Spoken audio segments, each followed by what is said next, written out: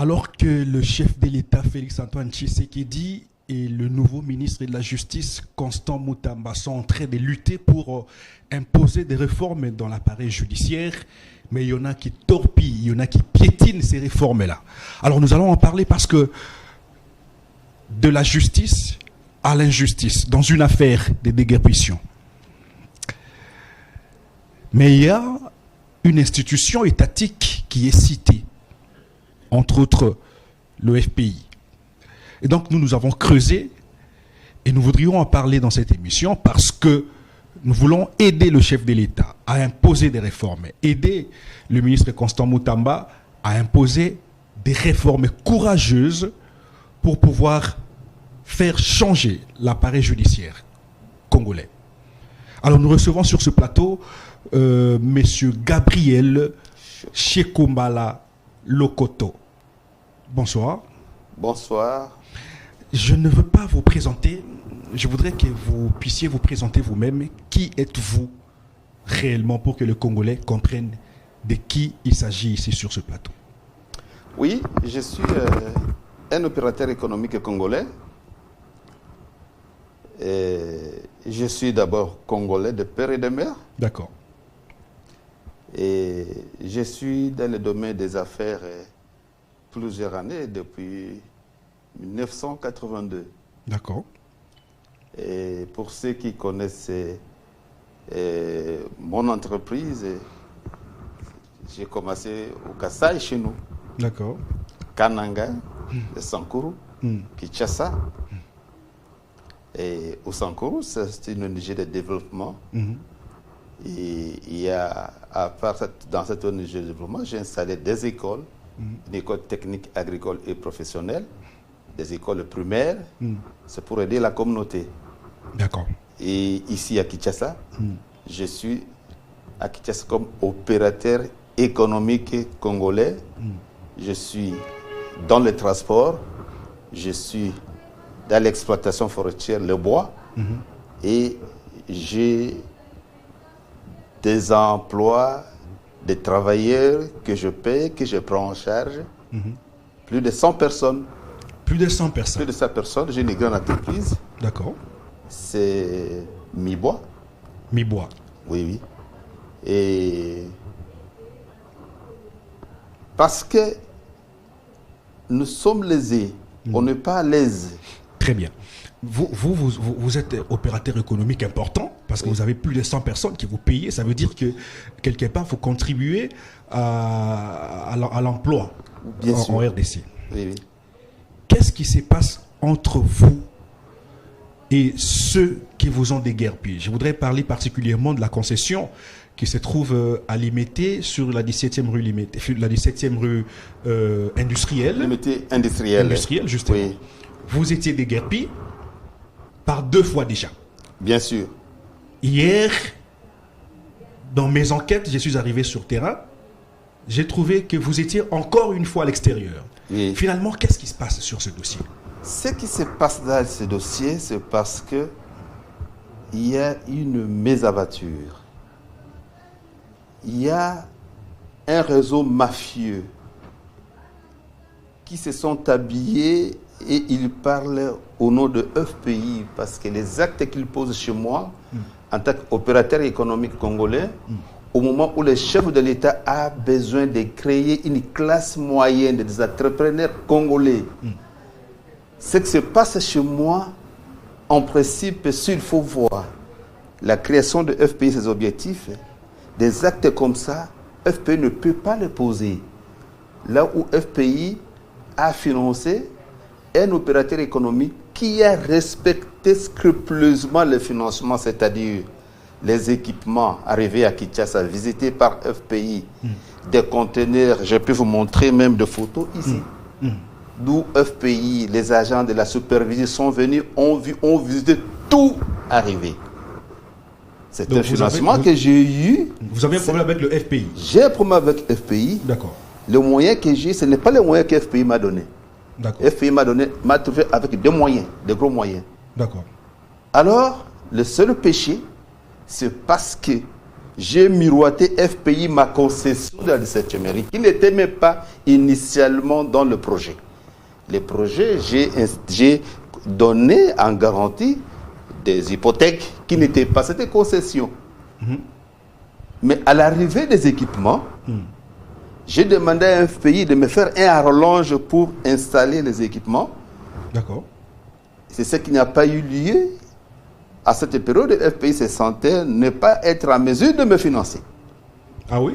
Oui, et c'est alors maintenant que j'ai proposé au FPI.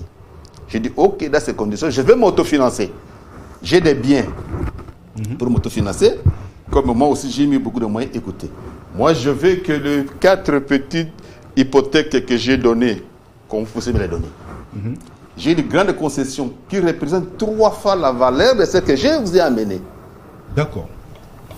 Alors maintenant, cette concession, je l'amène en partenariat. Comme nous avons un projet qui peut aller à plusieurs étapes, je n'ai pas de crainte parce que c'est une institution financière. Vous allez me prendre au sérieux parce que je suis un homme crédible qui apporte un grand bien. D'accord. C'est le péché que j'ai commis parce que ces grands biens que j'ai miroités, Qui est la concession qui est la concession de la 17e mairie, c'est une concession. Je ne savais pas qu'au sein de FPI, il y a un réseau mafieux qu'on ne peut pas miroiter un tel bien. Donc ils envient cette concession. Ils ont envie cette concession. À la place de faire des affaires. Voilà, c'est ça. Donc cette concession, ils ont envie cette concession. Donc, Au lieu de me fier, ils acceptent, c'est-à-dire quoi? Je viens, on me dit, OK, j'ai ce éditeur de Mbengue Lakwete qui a accepté de faire le changement d'hypothèque. J'ai amené mon titre de cette grande concession, j'ai confié à FPI. C'était à eux maintenant de faire un avenant de remplacement et de me retourner le petit hypothèque parmi lesquels je devais vendre 1 ou 2 comme je veux pour que le projet marche, m'autofinancier, pour installer des machines et tout. Donc il ne restait que ça. Il restait que ça. Et nous étions en 2016. Ça, c'est la réception. La caméra, votre caméra est là. Montrez la Oui, caméra. ça, c'est la réception. C'était le 28 octobre 2016. La réception, ça veut dire quoi? C'est-à-dire que ils acceptent ce nouveau engagement, donc ils acceptent cette proposition. Il me dit d'amener, et j'ai amené. Ça, c'est la concession. D'accord. À 2016. D'accord. Vous comprenez? D'accord. Alors maintenant, c'était à eux maintenant de me retourner Ce que vous avez hypothéqué avant. ce que j'ai hypothéqué avant, pour me permettre maintenant de vendre ce que je peux vendre et conserver cette concession, et mais que le projet soit installé, les machines soient installées, que ça. Mais sinon, vous avez reçu déjà ce que vous avez hypothéqué avant. Ils vous ont remboursé? Non, c'est là le problème. Nous sommes à deuxième, j'ai introduit. Il me dit bon, que je passe. Quand je passe, on me donne effectivement des titres. Mais avec les inscriptions hypothécaires au dos non enlevées sans lettre de main levée. Parce que si vous amenez un titre en garantie, en principe, on doit inscrire ça à l'hypothèque. Vous comprenez? Quand on inscrit, quand on veut vous le retourner, on vous retourne avec la lettre de main levée pour vous permettre d'aller auprès du cadastre pour renouveler. Oui. Pour qu'on puisse radier ça, afin que les certificats soient titres, soient libres plutôt, pour vous permettre, et authentiques, pour vous permettre de vendre, de faire de ce que vous voulez. C'était fait. Ça, c'était fait? Non, c'est là où il y a les problèmes. C'est là où il y a les problèmes, parce qu'ils me donnent, mais sans les lettres. Je fais 2 ans. Quand j'introduis, quand mes équipements sont arrivés, c'était en 3 ans d'expiration de mon contrat avec FPI, contrat de prêt. C'est à 3 ans. Donc, les équipements arrivés, j'en veux 3 ans. Vous aviez tout le temps. Tout le temps. J'ai des grandes machines qui pouvaient produire et payer les paiements et rembourser les crédits et finir. Et je continue mes affaires. Donc pendant 3 ans. Visiter, mais et ils ont gardé les titres, mais ce qu'ils m'ont donné, ils l'ont encore gardé parce qu'ils m'ont donné, ils m'ont pas donné les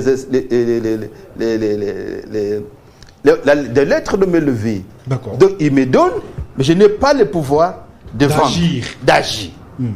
Voilà. Alors, j'ai compris que c'était Dieu parce que j'ai fait plus de 50, dans 2 ans et demi, plus de 50 tours où la direction juridique présente toujours des conflits qu'ils ont entre lui et l'équipe. Et cette équipe qui est là même depuis 2 ans, ils ne sont jamais partis, ils sont là. Donc vous êtes toujours en conflit, que vous ne pouvez pas réclamer une lettre de main levée et donner un opérateur dans un engagement de accord. Leur conflit vous engage en quoi? Moi, ça m'engage à quoi? Je ne sais pas. On est allé comme ça.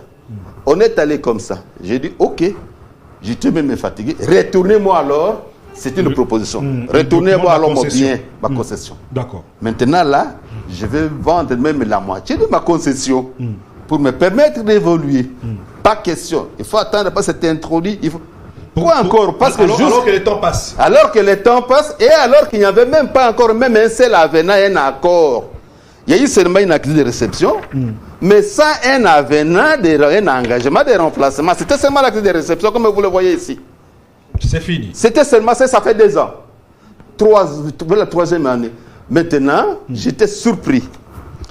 Agréablement surpris qu'à 3 ans, à 3 mois de l'expiration de mon contrat de prêt, je suis surpris.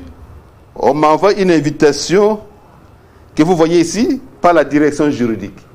Cette invitation. Qui dit quoi? Qui dit que, comme vous pouvez lire ici, sans date, ils n'ont pas mis la date. Ils n'ont pas mis la date. Mais la date est là seulement le jour du rendez-vous. C'est là qu'ils ont glissé la date. Donc c'est fait sciemment. Si c'est fait sciemment pour mettre la date, c'était pour me bloquer. Regardez comment ils ont écrit. À l'attention particulière de M. Gabriel Chekumbala, administrateur, propriétaire, concerne, cher monsieur, concerne signature de l'avenant numéro 5 au contrat de prêt numéro 588 du 12 septembre 2008. Bon, maintenant, qu'est-ce qu'ils disent? Par la présente, nous avons l'avantage de vous inviter ce vendredi 16 novembre 2018 à 10h. Nous étions en 2018 déjà. On a reçu depuis 2016. Ici, c'est en 2 ans et quelques mois. Donc ici, comme nous étions déjà au mois de septembre, alors qu'au mois de février, mon contrat de prêt expire. C'est qu'alors maintenant que la direction juridique a eu la possibilité de vous inviter. Oui, de m'inviter et qu'ils sont trouvés agréables devant la DG qui devait accepter qu'on puisse se faire un avenant et me retourner. Et à 3 mois, vous devriez faire quoi? Bon, alors, attendez. Par grande surprise, je trouve ici déjà un avenant de remplacement et la lettre de me lever de FPI signée avant la date qu'on m'a fixée ici. Donc, ils ont arrangé tous ces documents. Ils savent que maintenant, nous avons déjà, ces bananes sont déjà cuites, c'est ça qu'on se dit, non? Il est déjà dans l'impossibilité. Dans l'impossibilité, maintenant qu'on lui donne, et quand bien même on me donne ici l'acte de me lever, mais on est pour seulement un titre. Ça ne concerne pas l'ensemble des titres qui se trouvent dans cet avenant de remplacement. Pour uniquement un titre. Ici, on veut seulement un titre. Oui. Qui est la concession. Non, c'est-à-dire quoi? On me donne la lettre bien levée. Sur les 4, parce que j'avais introduit initialement 4 titres. C'est 4 titres que j'avais introduits initialement. Il devait me donner la lettre de main levée qui concerne tous les 4 titres. Tout à fait. Parce qu'ils sont en train de recevoir en contrepartie le titre qui englobe la valeur des 4 titres. Plus même en valeur, plus 2 fois que l'ensemble de 4 titres. Vous comprenez? Et vous êtes arrivé à quel niveau pour que le FPI vous déguerpisse? comment c'est arrivé? Oui, c'est arrivé comment? C'est parce qu'ils ont planifié. Ils ont planifié comment? Quand on me donne ça, j'ai dit oui, ok, pas de problème. J'étais avec mon avocat, nous avons compris qu'il faut faire un jeu de malin. Oui. Maintenant, l'acte qu'ils ont fait, nous voyons ici que si nous n'arrivons pas à trouver même un compromis comme ça, ça sera difficile et nous risquons d'aller encore autant d'années. Tout à fait. Nous avons quand même signé cet avenant, bien qu'il y ait beaucoup de choses qu'on ne pouvait pas faire. Et puis, nous prenons les seuls titres là, nous avons au cadastre. Le cadastre le change au 6 février. Le 6 février, on me communique un titre libre. C'est un seul titre libre. Un seul. Parce que les autres là sont là, mais avec les inscriptions, peut-être non levé parce qu'on n'en fait pas la lettre. Vous ne pouvez pas agir, oui. Je ne peux pas agir. Alors maintenant, quand le 6 février, dans 4 jours seulement, mon contrat de prêt expire. Montrez devant la caméra. Oui. Ça, c'est le 6 février. Que le conservateur m'envoie. Dans 4 jours, le contrat va expirer. Le contrat de prêt expire dans 4 jours. Vous comprenez? Le contrat de prêt expire dans 4 jours seulement. Et dans tout ça expire le 10 février. Dans tout ça. Vous comprenez? Alors, dans tout ça, j'ai dit, je suis allé chez eux. D'accord. J'ai dit, voilà, maintenant, c'est dans 4 jours seulement. Quelle est la proposition? Parce que vous êtes responsable de ce blocage que j'ai connu autant. Parce que je vous ai demandé de retourner même le grand titre que je vous ai donné, que vous n'avez pas agi à temps, pour me permettre d'entrer en contact même avec des banques commerciales, pour me permettre d'installer et produire. Et ils ont accepté cette proposition? Et maintenant, vous ne l'avez pas fait. Vous m'appelez vous-même, de votre gré, le jour que vous avez voulu, pour que je vienne. Mais maintenant, nous sommes seulement à 3 mois. Et aujourd'hui, vous m'avez donné à 3 mois. Et aujourd'hui, le titre vient me donner, qui est déjà libre. Même celui-ci, je peux vendre, même celui-ci. Mais ça reste seulement 4 jours. Mais à quel temps? Mon contrat va expirer. Est-ce qu'à 4 jours ici, je peux travailler? Je peux d'abord vendre, et puis autofinancer, essayer les machines, et commencer à payer. Qu'en dites-vous? Impossible. Impossible, qu'en dites-vous? Oh non, là, nous allons réfléchir, on va vous écrire, on va vous appeler pour une séance de travail.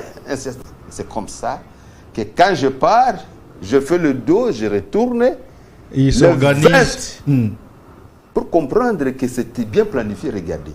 Ils ont préparé cet avenant et tout ça, mais le 20 était déjà un commandement préalable pour me donner 48 heures afin de vendre la concession. 48 heures. C'est-à-dire dans 48 heures, si vous ne vendez pas, si vous ne remboursez pas, ils saisissent. Il faut la sommation. Il faut la sommation. Nous étions les 6 que j'ai reçu février, un titre libre. Dans 4 jours, il y a un commandement. Vous comprenez? Préalable. Nous sommes dit, mais écoutez, avec mes avocats, c'est déjà planifié. Pourquoi? C'est difficile pour un dossier judiciaire, si vous ne l'avez pas préparé 2 mois ou 3 mois, de les donner dans la précipitation, à ce niveau, d'aboutir à un commandement fait par les juristes. Si c'est boutiqué depuis très longtemps. Si le cabinet d'avocats n'a pas été contacté, même 3 semaines et 1 mois avant, pour préparer une action. De c'était boutiqué depuis très longtemps avec des cabinets d'avocats. Ils ont planifié très bien avec leur réseau, parce qu'ils ont les avocats aussi, qui sont dans le même jeu. Vous comprenez? Alors, j'ai dit, ok, c'est un combat, bien sûr. Mais qu'est-ce qui est concerné, qu'est-ce qui est saisi? Ce qui est saisi, ce sont les 4 hypothèques initialement introduites, auxquelles sont concernés dans le contrat l'avenant des remplacements. Donc, le remplacement a été fait d'une façon fictive. On saisit d'abord ça. Oh là là. Oui, ça c'est le 20 février, le premier commandement préalable. Le 20 février, le 20 février. Vous comprenez? Ça concerne quoi? Ça concerne les 4 titres. Cette fois, ça concerne les 4 titres. C'était fait sciemment. Sciemment. Monté sciemment. Sciemment, m'embrouiller, bloquer et jouer avec mon patrimoine. Ils ont trouvé ce nombre d'affaires là, des biens. C'est une occasion. Et qu'il faut l'arracher. De l'arracher, ces billets. C'est comme ça qu'ils ont fait. C'est ça le projet. Le projet, c'est celui-là. Mais vous avez d'arracher les billets. Malheureusement pour eux, cette action a été soldée par un échec parce que le tribunal a rendu sa décision. Nous étions au tribunal de commerce sous... Comment c'est arrivé que vous remportiez ce procès? Parce que vous avez remporté par 2 fois déjà. Nous étions devant le tribunal de commerce. Vous comprenez? Nous avons plaidé contradictoirement. Ils ont fait un commandement préalable, ils ont proposé la vente au point de conservateur, tout ça. Et nous, mes avocats, ont attaqué le commandement dans les délais et on les a appelés. Et nous avons maintenant comparé contradictoirement pour qu'on puisse se présenter, que le juge nous écoute. Oui. Alors, le juge a tranché que ce n'est pas possible que il y ait un contrat, un avenant de remplacement, que le directeur a signé, et ce sont les mêmes biens que vous saisissez. Ça ne s'est fait nulle part. Ça ne s'est fait nulle part. Et de ça, ils sont allés en appel. Ils devaient en principe... À la place de faire profil bas, ils sont allés en appel. Poursuivant toujours les biens qui sont ici. Donc, ils sont déterminés. Déterminés à m'arracher tout mon patrimoine. De façon mafieuse. Mafieuse, c'était raison mafieuse. Regardez. Et puis... Ça, c'est le FPI. C'est le FPI. C'est le FPI. Qui devrait aider les Congolais à l'épanouissement économique. C'est le FPI parce que... Il y a les gens qui se sont cachés sur le nom de FPI, mais ils font les affaires. D'accord. Ils font les affaires. Ils sont là. C'est un réseau. Ils ont de hauts magistrats qui sont derrière. C'est un grand marché. Et c'est comme ça que beaucoup d'entrepreneurs congolais sont à faillite, qui ont fait des prêts auprès de FPI. Et ces gens, on les ne s'achètent pas. Et on a arraché beaucoup de biens comme ça. Bien que le chef de l'État a demandé au nouveau dirigeant, quand je parle au nouveau dirigeant à ce temps-là, parce que ce n'est pas celui qui est ici actuellement, à ce temps-là, c'était quitté, les autres, on les avait demandé d'aider les hommes d'affaires congolais. Et le ministre de l'Industrie a fait sa descente pour dire que s'il y a un Congolais, un homme d'affaires, qui a manifesté la moindre bonne foi de réaliser son projet pour des sociétés, un projet économique, vous êtes là pour aider ça. Les Congolais, aider les, inviter les, discuter pour le voir, essayer de l'aider à monter. Cette décision, pas une décision comme ça, pas une comme telle, c'est que le ministre, au nom du chef de l'État, a parlé. Ça ne m'a pas concerné. Ça n'a pas concerné des concessions qu'ils ont visées. C'est-à-dire quoi? S'ils ont ciblé de grandes concessions dans des points où ils peuvent faire des affaires, on ne vous invite pas. On ne vous invite pas. Vous n'êtes pas concerné. On invite les autres. Alors que quand ils entrent dans la concession, il y a des conteneurs, des équipements, des machines, qui sont là, des machines que nous avons visitées, tout neuf, des engins, tout neufs qui sont là. Mais pour eux, ça ne leur dit rien. Cette affaire-là, ça peut pourrir. Ça peut pourrir. Ils n'ont pas besoin de ça. Ils n'ont pas besoin de tous ces projets. Et c'est la concession. Et c'est la concession. C'est ça le problème. Vous comprenez? Et comme ils ont échoué avec la première action, maintenant ils tentent une deuxième action, déjà au mois de février, un deuxième commandement préalable. Celui-ci au mois de juillet, mais par un grand étonnement, avec un montant 2 fois supérieur que celui qui le premier commandement. FPI, qui me réclame de l'argent, si vous regardez, c'est à plus ou moins 700 000 $. D'accord. Mais aujourd'hui, le deuxième commandement, après 3 mois, par grand étonnement, c'est 1 232 000 $. Donc ils ont multiplié. Et ils ont multiplié dans 4 mois à 2 fois la valeur. Donc de 700 à 1 million. Sur base de quoi? On ne sait pas. Voilà, le commandement est là. Cette façon, il saisit c'est quoi? C'est la grande concession. Ils ont trouvé la valeur de l'immeuble. Ils ont regardé à la 17e rue Lumité. Qu'il faut évaluer. Ils ont juste évalué la valeur de la concession. Non. Ici, pour aller bien, ce qu'on a demandé en Vala, c'était peu. Il faut mettre cette fois-ci pour récupérer la concession. Voilà, pour récupérer la concession, parce qu'ils ont les moyens de travailler avec des conservateurs. Ils savent comment les hauts magistrats peuvent faire. Ils savent comment on peut arracher un bien. Et alors, ils étaient tellement sûrs. Et voilà. Cette fois-ci, c'est combien? 1 292 000 dollars. C'est au mois de juillet. Que le FPI vous réclame. Me réclame pour la deuxième fois. Pour la deuxième fois. Alors maintenant, pour cette fois-ci encore, ils ont échoué parce que je les ai gagnés sur cette action. Il y a une ordonnance en matière d'urgence au tribunal de commerce. Ils sont venus pour la deuxième fois avec ça. Je les ai gagnés. Voilà. Vous avez remporté. J'ai rapporté. D'accord. Sous matière d'urgence 227. D'accord. J'ai rapporté encore. Maintenant, ils n'avaient plus une autre voie. Ils sont allés aussi en appel. Encore en appel. Donc, avec détermination. Avec détermination. De récupérer la concession. De récupérer la concession. Maintenant, de récupérer et la concession et d'autres biens parce qu'ils n'ont pas lâché. Donc, de récupérer tout mon patrimoine, parce qu'au niveau de la cour d'appel, on a joué les deux affaires. Donc, pour eux, c'est un grand patrimoine pour une affaire qui peut gagner plus de 3 millions de dollars, 4 millions de dollars, parce que l'ensemble de tous ces biens, pour donc, ils veulent qu'un opérateur économique fasse faillite. Voilà. On prépare la faillite. Pour eux, c'est un moyen de gagner de l'argent.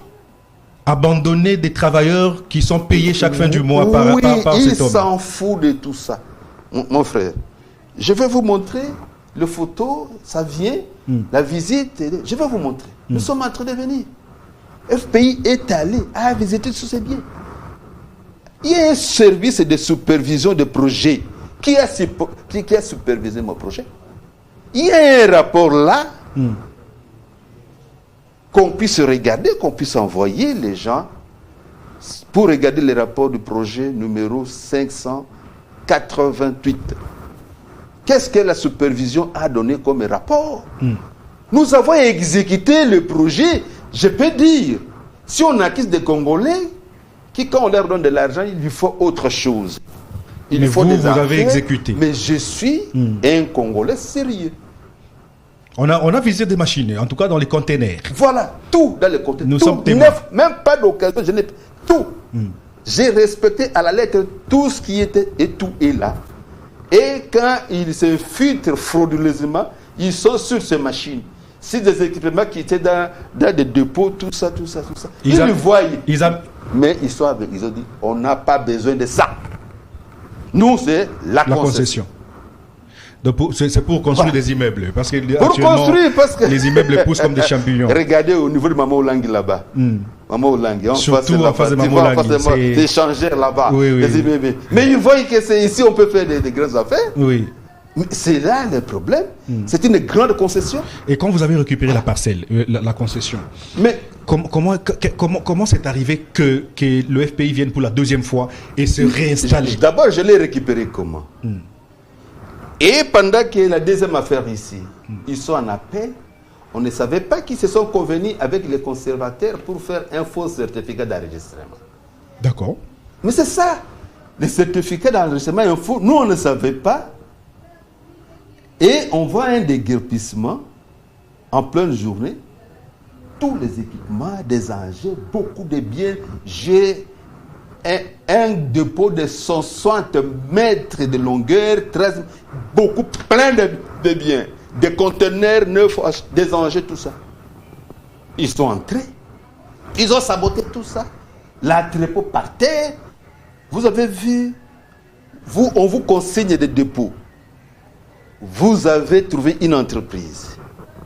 Et le greffier vous a fait un acte de consignation d'expulsion, c'est-à-dire on appelle procès verbal d'expulsion, où on consigne les biens, on consigne des conteneurs, des dépôts, les greffiers sont allés faire plein. Ils ont fait non, on ne peut pas toucher, on ne peut pas toucher. Mais c'est bien, l'entrepôt, on a mis pas l'entrepôt, le bâtiment de 60 mètres de longueur. C'est bâtiment. C'est par terre. C'est par terre, on a détruit tout. C'est pour construire des maisons, pour construire des immeubles.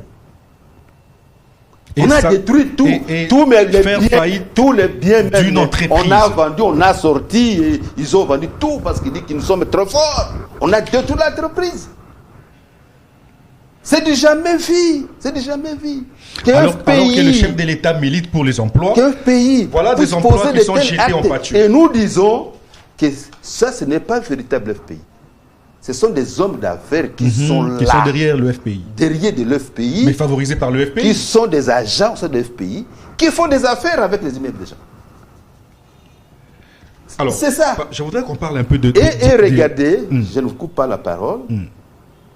Quand ils sont partis à Matete, au lieu de revenir au tribunal, ils savaient que là-bas, ils ont perdu le procès. Ils vont avec le faux certificat au TGI Matete. Pendant que le premier président était en Europe, il y a eu un intérimaire qui leur aide, sur base de ce certificat, d'obtenir cette ordonnance 175. Ordonnance numéro 175 d'expulsion pour expulser M. Chokomba là avec tous ceux qui sont. Mais dans cette ordonnance, on fait quoi? La base sous-bassement, c'est sur base de la vente et de l'action qui était au tribunal de commerce, lesquels ils ont perdu, ils sont en appel. Donc ils ont perdu. Oui, mais ils sont en appel, mais on leur donne déjà raison. Oui, alors que l'instruction est en cours. Je ne sais pas, parce que nous avons été surpris. Ce juge, est-ce qui a fait de cette manière, a-t-il eu même le temps de demander, mais l'action que vous avez, nous voyons ici, vous avez les certificats d'enregistrement. Peut-être il faut ouvrir pas de problème. Mais envoie le certificat d'enregistrement, comme c'est M. Chokomba là, donnez-moi le jugement que vous avez gagné la décision. Le jugement précédent. Que vous gagnez, M. Chokomba là, qui vous a donné la possibilité d'avoir ce certificat. Tout à fait. Ce juge n'a pas fait ça. C'est comme ça que nous disons qu'il y a des réformes. Donc c'est leur juge. C'est leur juge. Il a été corrompu. Corrompu, on lui a donné de l'argent. C'est fini, son problème c'est l'argent. Tout. Et voilà. C'est ça qu'ils se sont installés pour la première fois. Et nous étions dehors. Nous sommes posé la question de savoir quel est ce juge, quelle est l'action qu'ils ont menée. Est-ce qu'ils ont fait un jugement qui ne demande aucun jugement, alors que l'action là, c'est sur base d'une action qu'ils ont perdue, qu'ils sont en appel. Très bien. Alors, on vous a réinstallé par la suite. Moi, pour me réinstaller, nous sommes allés seulement là où on a trompé les juges. D'accord. Heureusement que les juges étaient intérimaires. C'est maintenant les chefs d'office qui étaient en voyage qui arrivent. Nous avons fait notre requête. Nous avons démontré qu'on a trompé les tribunaux. Il faudrait que les tribunaux nous retournent dans nos droits. Et surtout qu'on est en train de piller les billets. On est en train de détruire. Effectivement, on a été convaincus. Nous avons amené les preuves. Et vous êtes remis dans votre droit. Le chef d'office va rétracter l'ordonnance de son intérimaire. Mais la comment décision, une ordonnance va annuler cette ordonnance numéro 175. Alors, l'ordonnance qui a été annulée. Oui. Maintenant, qu'est-ce qui explique qu'ils viennent à nouveau se réinstaller? Attendez, je vous présente d'abord l'acte qu'on a posé, parce que quand le juge, le tribunal annule ou rétracte l'ordonnance, qu'on a trouvé que c'est frauduleuse, il y a un acte, ça c'est l'ordonnance numéro 099 portant rétractation de l'ordonnance numéro 175 du 20 2019. C'est cette ordonnance qui les a permis de s'installer. C'est une ordonnance d'installation. On l'a annulée par le même tribunal. D'accord. On l'a annulée. On a rétracté l'ordonnance. Et maintenant, le tribunal a demandé qu'on nous réinstalle. L'ordonnance numéro 175 a été rétracté par l'ordonnance numéro 094 du même tribunal. Oui, d'accord. Et on vous a réinstallé. On nous a réinstallé. Qu'est-ce qui s'est passé encore hier? Vous Quand êtes encore à l'extérieur. on nous réinstalle, quand on nous réinstalle,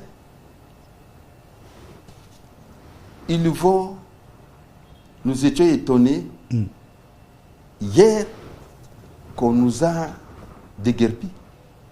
On nous déguerpit sans huissier de justice, sans un acte de huissier. Ils sont venus de eux-mêmes. Vous étiez avertis quand même. Nous n'étions même pas avertis. Il n'y a même pas un commandement Vous préalable. n'avez pas reçu notification? Non. Oh, il n'y a pas d'avertissement. Rien. Ils sont entrés d'eux-mêmes. Donc c'est une surprise. Une surprise. Regardez. C'est l'huissier de justice qui pose les actes et déguerpissement.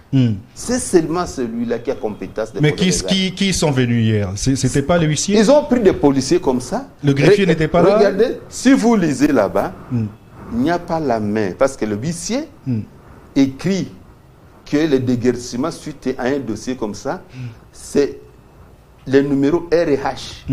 C'est-à-dire que les numéros qui ont ouvert dans le registre au greffe d'exécution.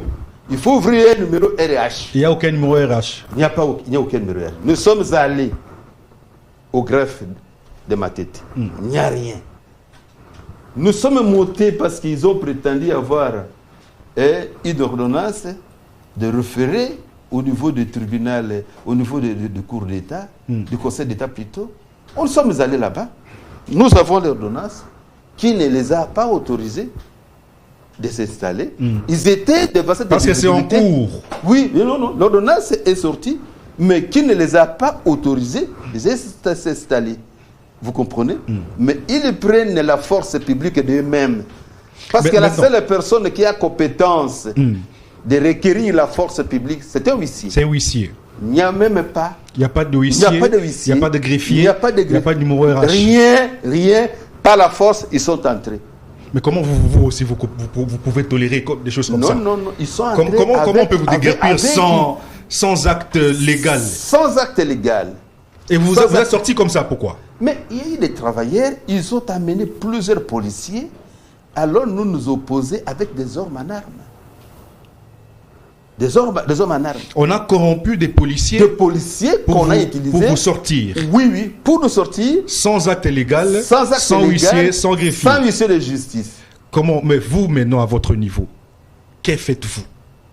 Écoutez, jusqu'au moment où je vous parle, nous ne savons pas encore identifier les éléments qui sont là.